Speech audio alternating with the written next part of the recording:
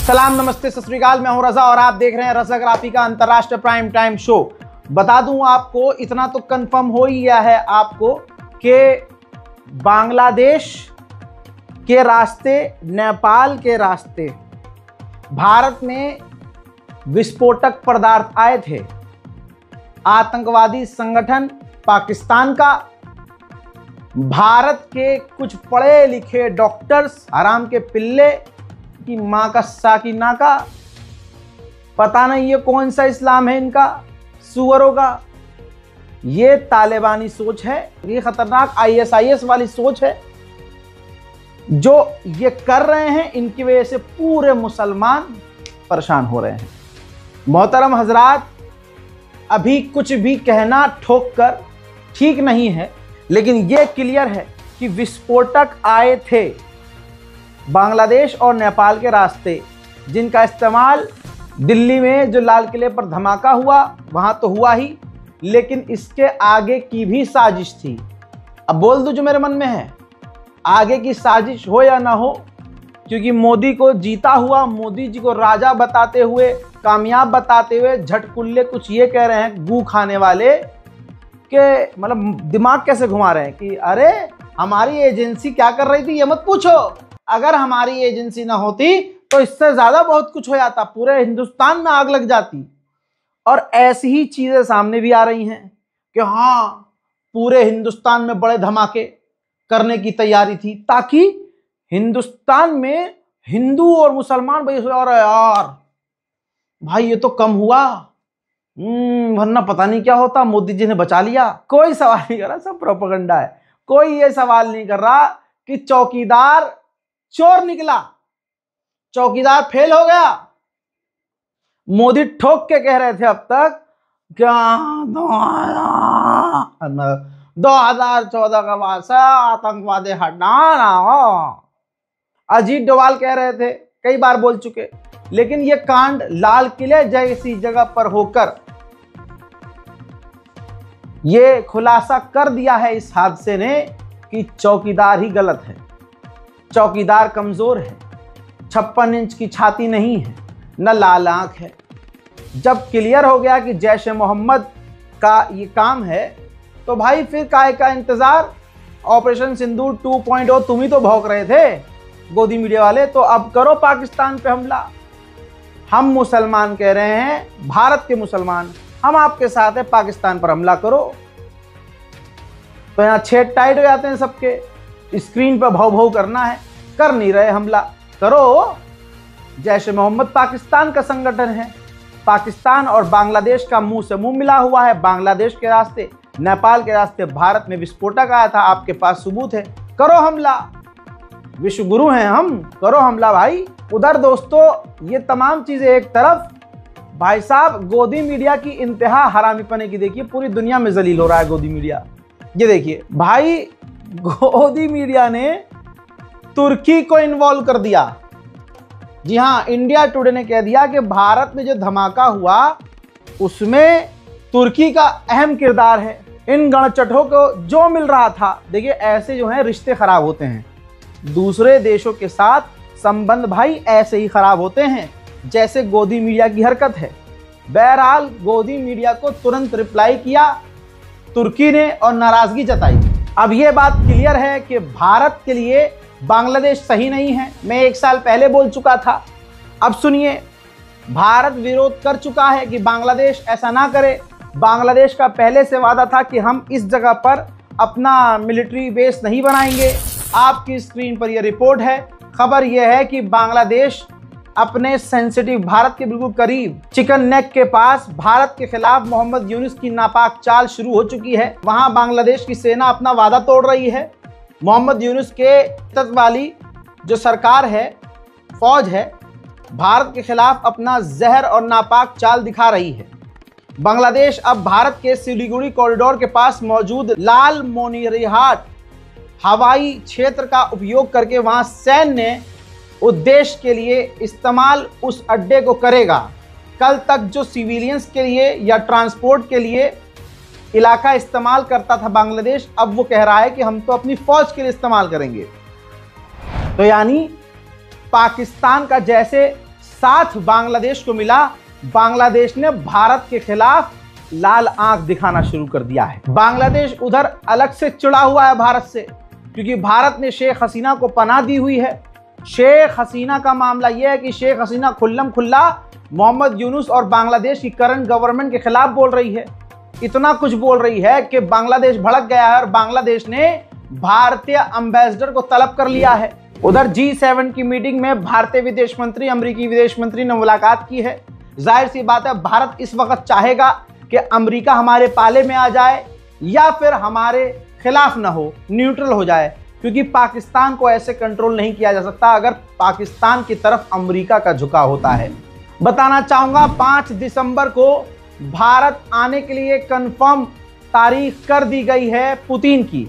कहा जा रहा है कि मोदी और पुतिन की इस मुलाकात के दौरान Su-57 और S-400 डिफेंस सिस्टम की डील हो सकती है। उधर भारत ने 13,700 फीट लद्दाख के इलाके चीन के सबसे करीब अपने सबसे ऊंचे एयरबेस को ऑपरेशनल कर दिया है, चालू कर दिया है।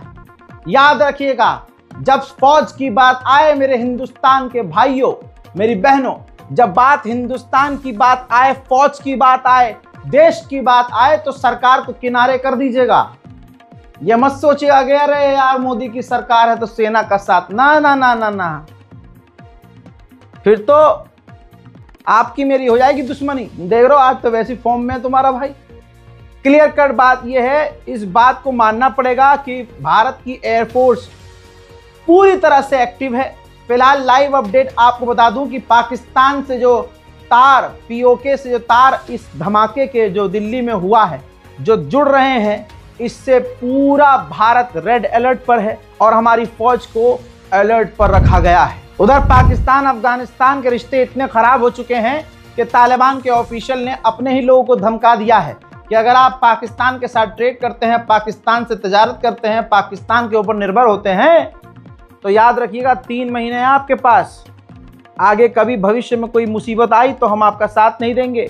हम यहाँ बैठे हैं, आपको जिस चीज़ की ज़रूरत हो आप हमसे बोलिए, और अगर आप हमारी बात नहीं मानते और पाकिस्तान में घुसे रहते हैं तो याद रखिएगा हम आपका साथ नहीं देंगे, चाहे भले ही आप अफगान क्यों ना हो। د هیواد ټول صنعتکاران او سوداګر دي د پاکستان پر ځای له نورو بدیلو لارو سوداګرۍ ته مخه کړي.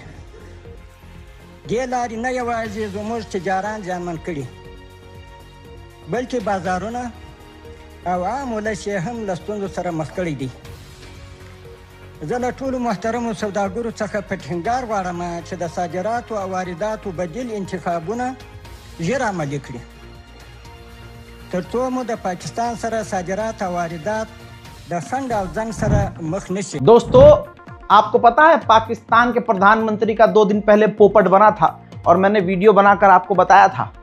इस्लामाबाद कोर्ट कचहरी के बाहर जो धमाका हुआ तो पाकिस्तान के बदमाश शरीफ, पाकिस्तान का शहबाज शरीफ, उसने भारत पर चेप दिया कि ये काम हिंदुस्तान ने किया है।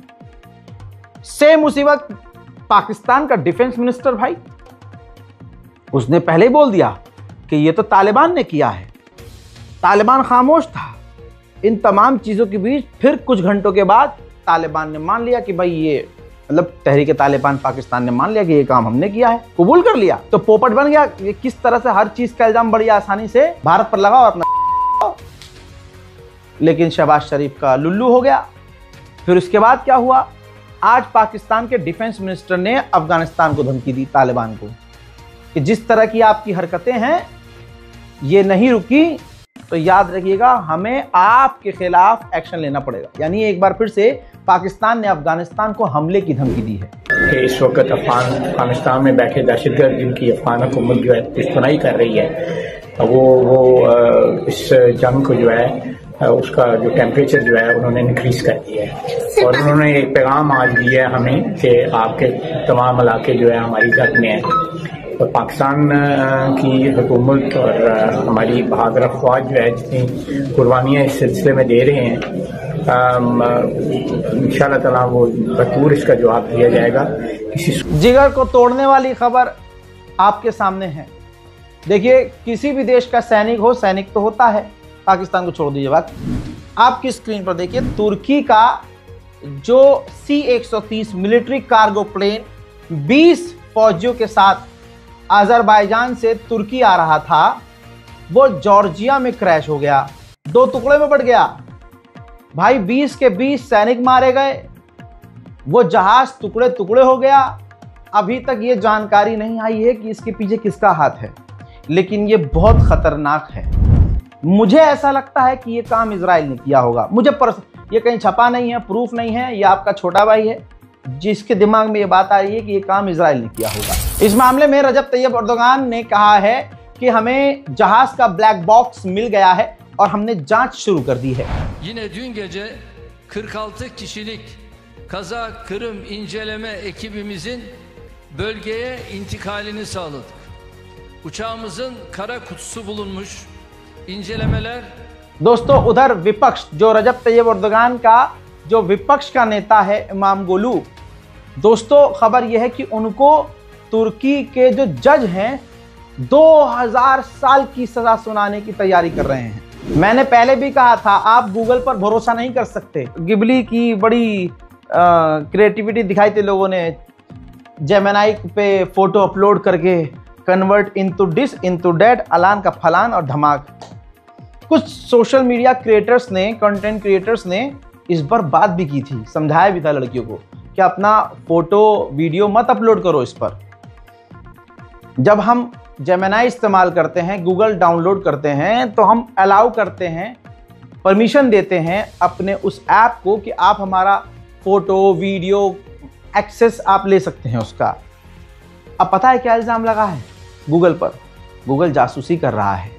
आप जो डेटा अपलोड करते हैं, आपके फ़ोन में जो कुछ भी है, जब आप गूगल का कोई भी प्रोडक्ट डाउनलोड करते हैं तो आप जब एक्सेस देते हैं, अलाउ करते हैं, तो पूरे फ़ोन का डेटा चुरा लेता है गूगल। मोहतरम हज़रात, आपको ये मजाक लग रहा है तो आपकी स्क्रीन पर सबूत है। गूगल के ऊपर भाई साहब अमेरिकी नागरिक ने केस कर दिया है अमेरिका में ही कि जासूसी कर रहा है गूगल आम लोगों की बिना बताए, और प्राइवेसी के लिए सबसे बड़ा खतरा गूगल बन रहा है। उधर कोलंबिया और थाईलैंड के बीच जंग का माहौल फिर से बन गया है। कैसे? सीज फायर तो हो गया था, लेकिन कंबोडिया पीछे हटा तो थाईलैंड के जमीन बॉर्डर के इलाके में वो माइन लगाकर चला गया। 2-3 दिन पहले उसी माइन में फंसकर थाईलैंड के 2 फौजी बुरी तरह से घायल हो गए, तो उसने सीज फायर रद्द कर दिया थाईलैंड ने। ये मैं आपको बता चुका हूँ। अब ताज़ा अपडेट इसमें यह है कि थाईलैंड और कंबोडिया के बीच गोलीबारी शुरू हो गई है, और थाईलैंड का कहना यह है कि कंबोडिया माफ़ी मांगे कि उसके लैंड माइन से हमारे 2 फौजी बुरी तरह से घायल हुए हैं। आओยิงกันแล้ว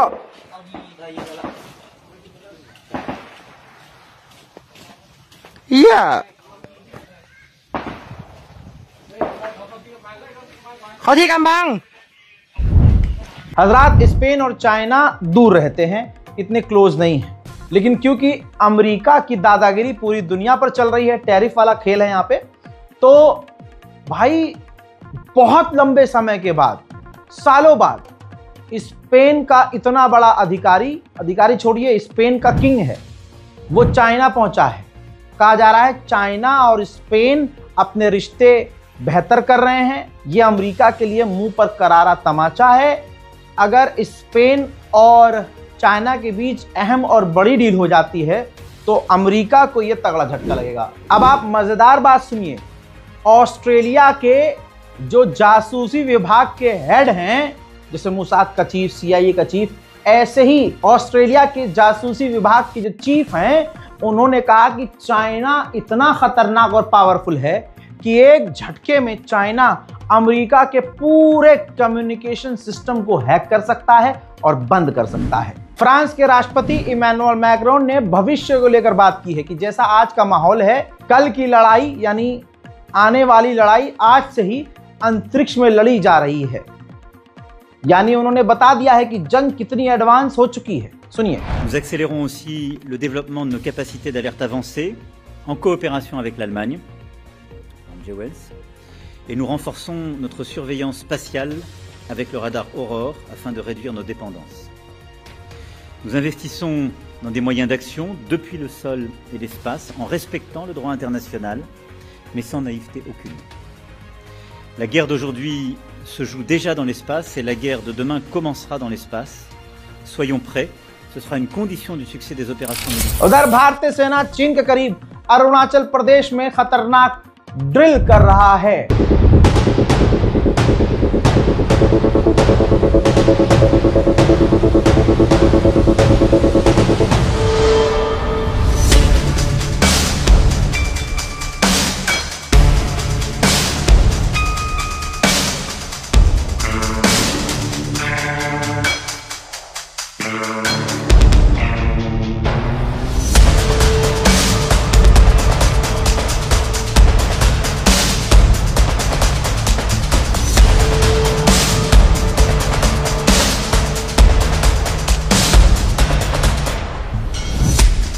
म्यांमार की जनता आर्मी ने एक मंजर दिखाया, ये देखिए, उन्होंने पुराने जमाने की टेक्निक का इस्तेमाल करते हुए हाथियों की फौज बनाई है और हाथियों की सवारी करके अब वो जंग लड़ेंगे। अब ये न जाने फाइटर जेट के आगे कैसे ये हाथी टिकेंगे, ये अलग बात है, लेकिन इतना क्लियर है कि चाइना की इन्वॉल्वमेंट के बावजूद अभी म्यांमार के हालात ठीक नहीं हैं। पूरी दुनिया की गालियां सुनने के बाद डोनाल्ड ट्रंप को एहसास हुआ कि हाँ, H1B वीजा पर मुझे नरम होना चाहिए। फॉक्स न्यूज पर देखिए ये इंटरव्यू दिया। इंटरव्यू के दौरान उन्होंने कहा कि हमें बाहर के टैलेंट को, विदेशी टैलेंट को भी अपने मुल्क में लाना चाहिए। तो महिला एंकर ने कहा कि ऐसा कैसे हो सकता है, आपने तो H1B वीजा का विरोध किया है और वैसे भी हमारे पास बहुत टैलेंट है। तो ट्रंप ने कहा कि नहीं, हमें बाहर के टैलेंट को यहाँ लाना होगा और उन्होंने इस तरह से H1B वीजा पर नरमी दिखाई है। इसका मतलब यह है कि जो भारतीय हैं, जो H1B वीजा के तहत अमेरिका में जाकर या जाना चाहते हैं या जाकर रह रहे हैं, उनके लिए ये पॉजिटिव खबर है। लेकिन दूसरी बात यह है कि जो आदमी 4 दिन पहले वो H1B वीजा ही खत्म कर रहा था, चूरन पर भरोसा करना क्या सही है कि साला कल ये फिर कुछ नया कर दे? कमेंट कीजिएगा। उधर कोलंबिया ने कह दिया है कि हमने इंटेलिजेंस डेटा अमेरिका से शेयर करना बंद कर दिया है क्योंकि अमेरिका हमारे लोगों पर, हमारे क्षेत्र पर, कैरेबियन लोगों पर हमला कर रहा है। उधर वेनेजुएला ने ऐलान कर दिया है मास मोबिलाइजेशन का। उसने ऐलान कर दिया है कि जनता भारी से भारी तादाद में फौज में शामिल हो। अब दोस्तों, अमेरिका अकेला पड़ता हुआ नजर आ रहा है। कैरेबियन देश जिसमें वेनेजुएला, कोलंबिया ऐसे देश आते हैं, उन पर अमेरिका हमला कर रहा है। तो अब ब्रिटेन ने भी इंटेलिजेंस अमेरिका से शेयर करना बंद कर दिया है। फ्रांस और ब्रिटेन ने कहा है कि अमेरिका कैरेबियन इलाकों पर जो हमला कर रहा है यह सरासर गलत है, यह इंटरनेशनल लॉ का उल्लंघन है। मोहतरम हज़रात, अंतर्राष्ट्रीय प्राइम टाइम रिपोर्ट में आज और अभी के लिए इतना ही। इस रिपोर्ट को शेयर कीजिए, दुआओं में याद रखिए। जय हिंद।